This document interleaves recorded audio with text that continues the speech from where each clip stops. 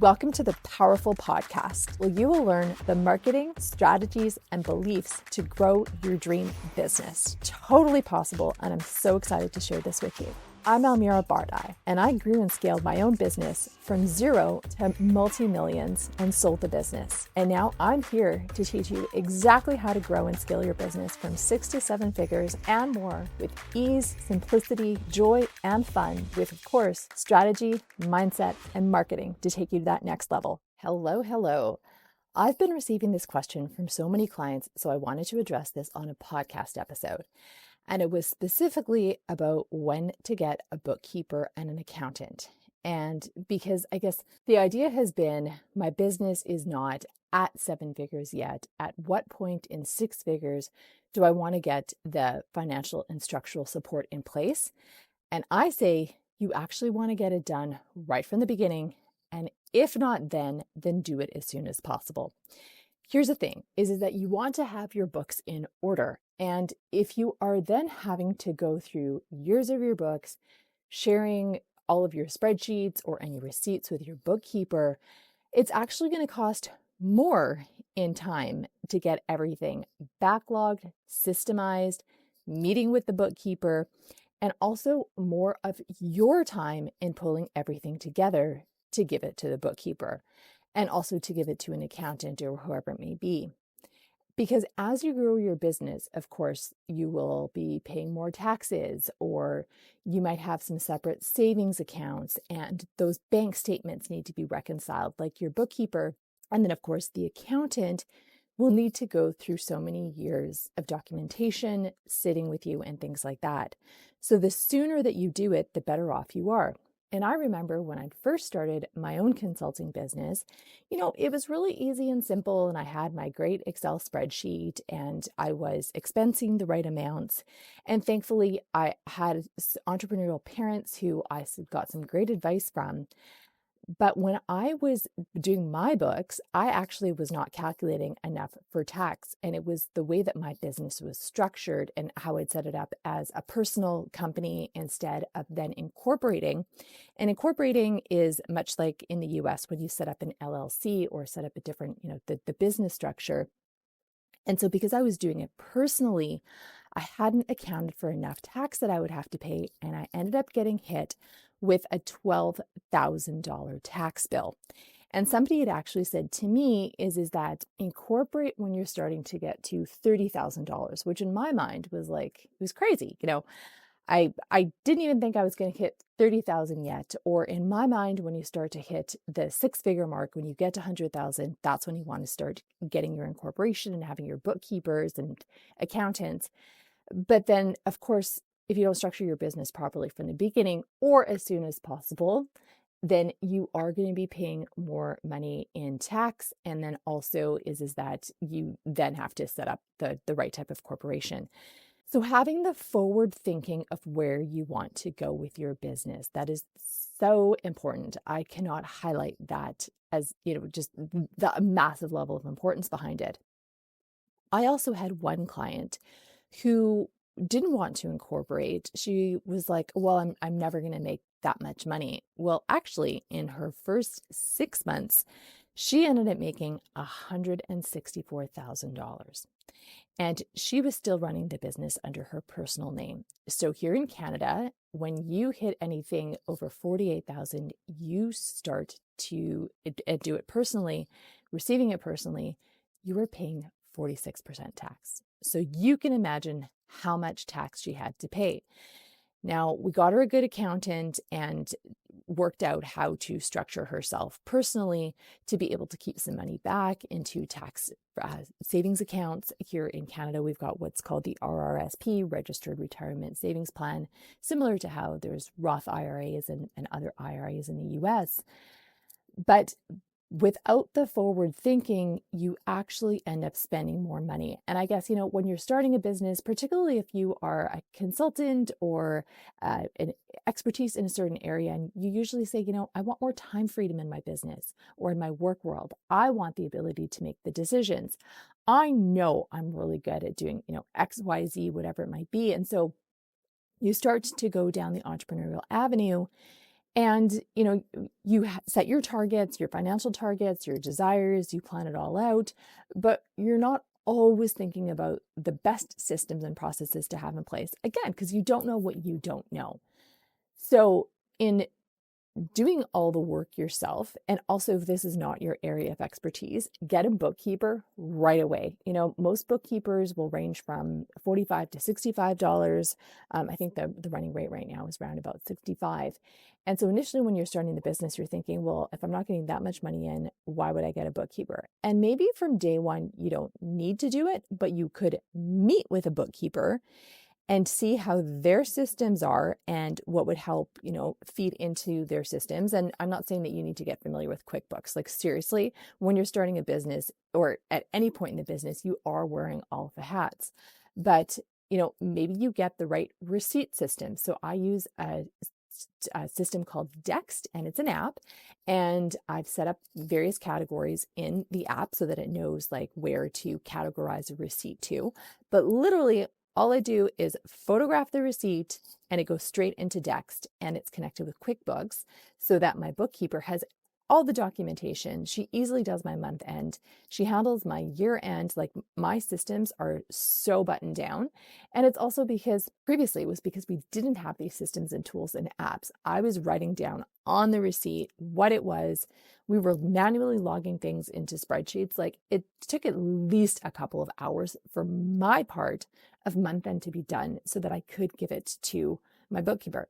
Getting your systems right and also understanding what an accountant will need will make it really, really helpful. Or when I say accountant or bookkeeper, but it makes it really easy for you to turn it over to them. And then it actually makes their fees cheaper. So my books and my systems, they're so easily done. All of my records are so well kept because I do have an amazing bookkeeper. And so she just gives it to my accountant. It is literally about $1,000 in accounting fees I pay for the year, right? Nice and easy. And so this is why I say is that get everything ready from the outset. And if you don't have the funds to pay a bookkeeper monthly, I like to have a bookkeeper do it because actually doing, the bookkeeping, accounting, and I mean, for a lot of people, accounting is not their area of expertise.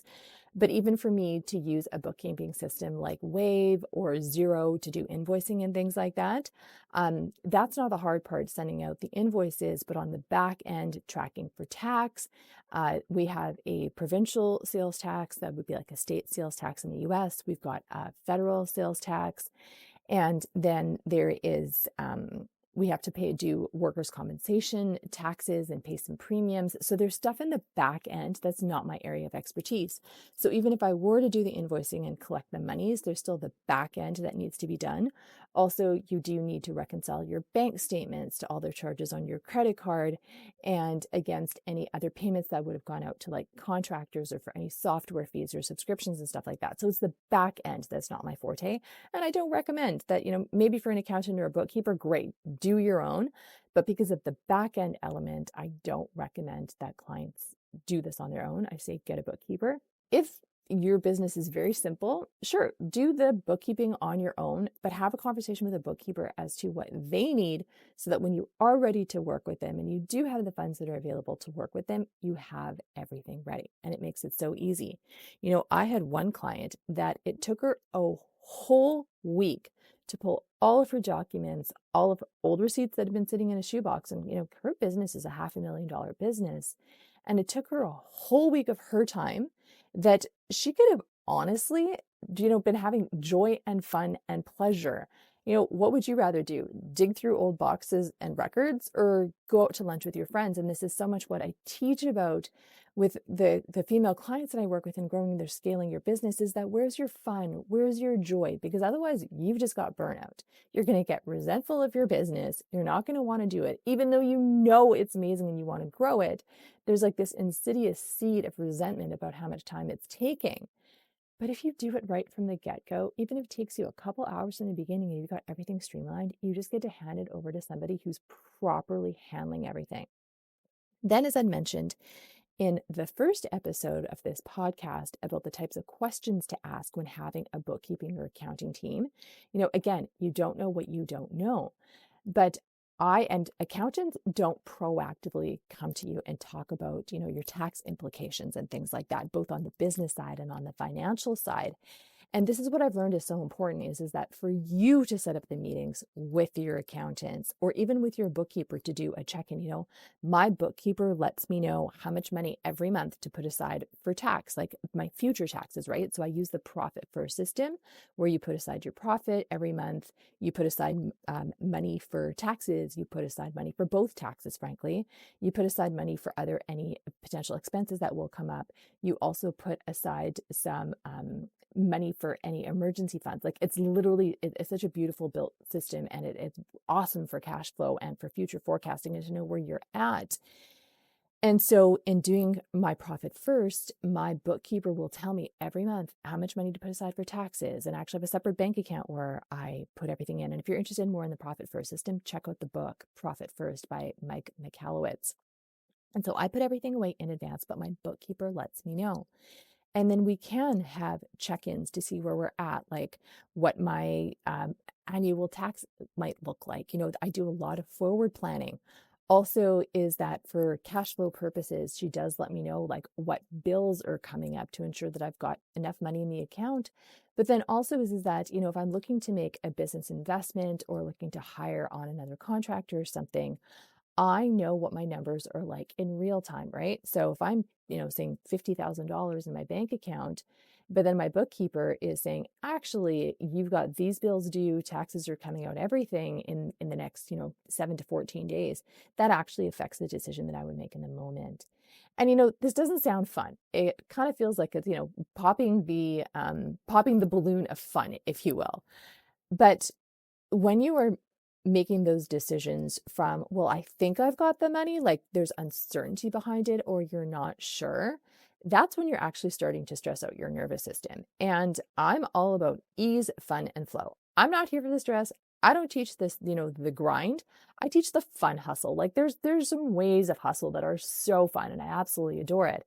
But I'm not going to teach from a place of do all of this work and, we're going to lead to burnout and just go for it, grind, get up at 4:30 in the morning, do your meditation, do a workout. That is absolutely not how I believe we should be doing business. And it's not the feminine way, right? Let's be honest about that.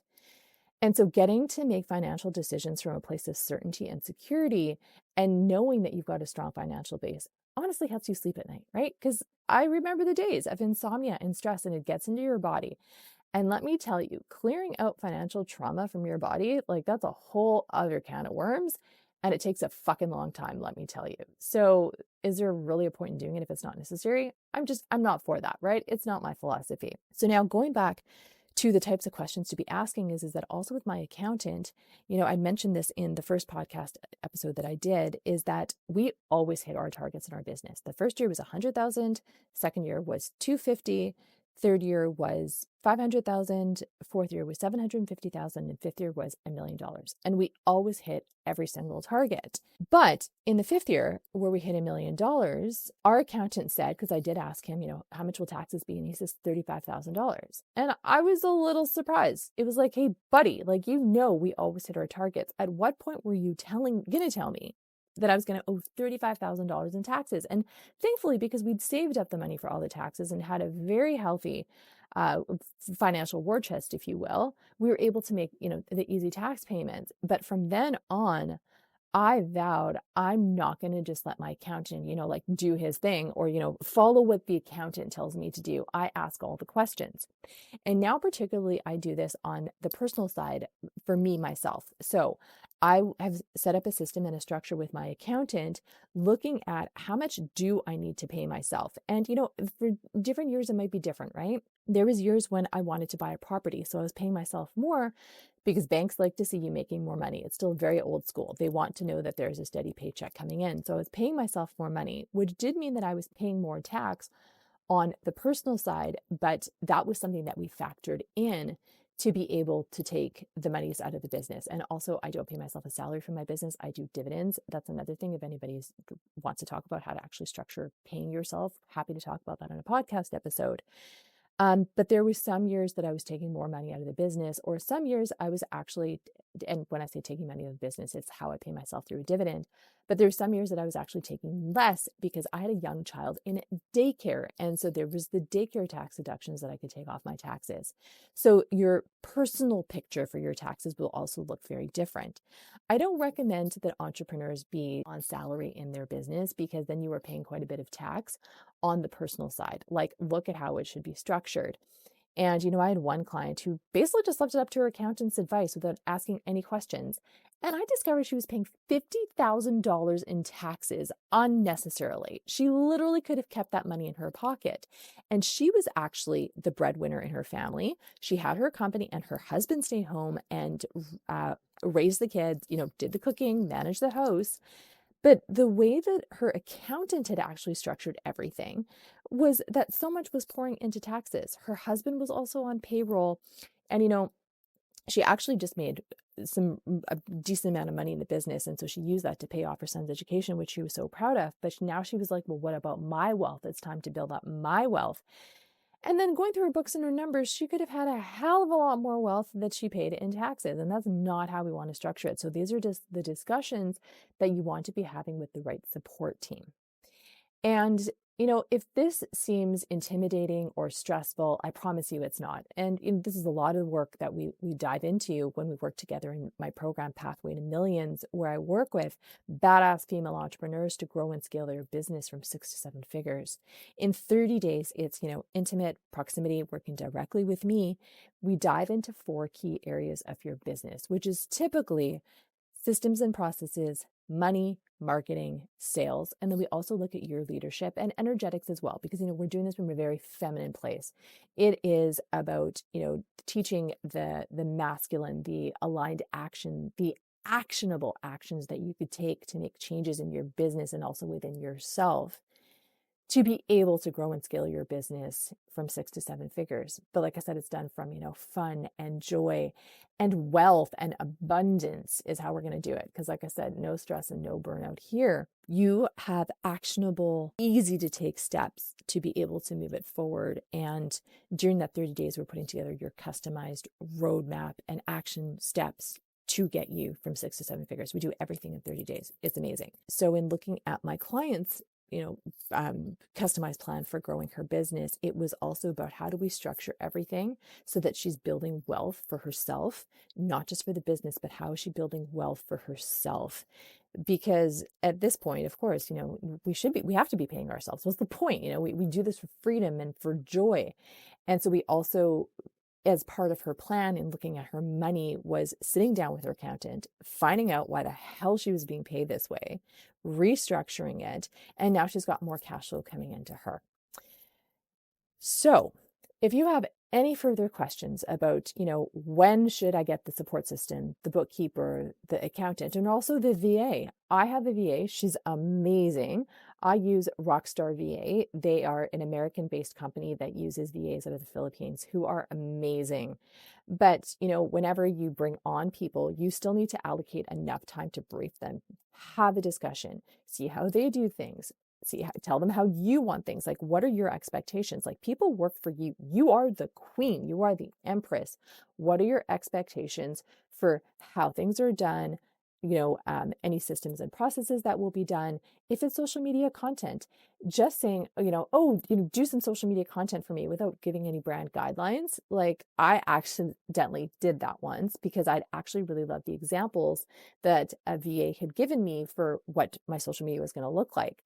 But then I started to notice she wasn't using the right aligned images. They went from being like absolute queen to more like being like millennial influencer. And I'm not a millennial, I'm 46 years old. And so we really had to establish what the brand guidelines were. And I had a previous graphic designer who could put together some broad guidelines for me.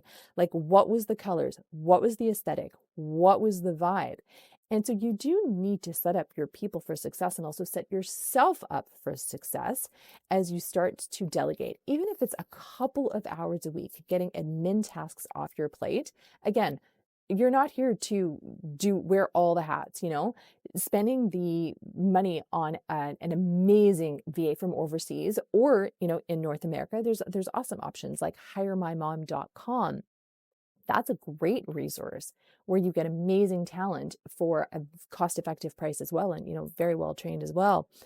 So in briefing the right people, because again, you're not here for the burnout, you're not here for the stress. And if you feel like, yes, you are a badass, you've gotten your business to 6 figures, yay you, that is so fucking amazing. Please let me celebrate you right now. Like, amazing. But if you're feeling burnt out, or, what strategy am I going to use to grow the business, or like the mind stress, or feeling like you're juggling work and home and trying to have a relationship, the other side of the coin of spending the $15, $20, $30 an hour to get some help, to take some things off of your plate, that to me is worth its weight in gold. Like, this is all we want to do, is we want to spend more time with either ourselves, or take a yoga class, spend more time with your husband or your kids, or maybe you don't want to spend more time with your kids, you want to go to yoga.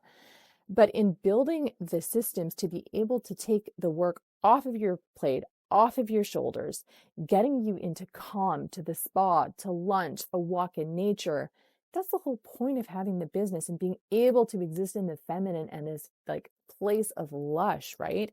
And that's why the support system is so necessary, but it's also important to the streamlining of your business. Okay, I've given you a lot here. Any questions, please drop a DM on at Almira B on Instagram. Would love to chat further. And if you have any other questions, please let me know. Thank you so much for tuning in to the Powerful Podcast. I've so enjoyed sharing all of my insights, all my mistakes, all of my learnings as I grew and scaled my business from 6 to 7 figures. If you enjoyed this, please leave us a review, and then I'll send you back my top 3 ways to make $10,000. And I tell you, they're super easy, super creative, and super easy for you to implement. So please drop us the review, send it over, and we will send you back with my top 3 ways to make $10,000.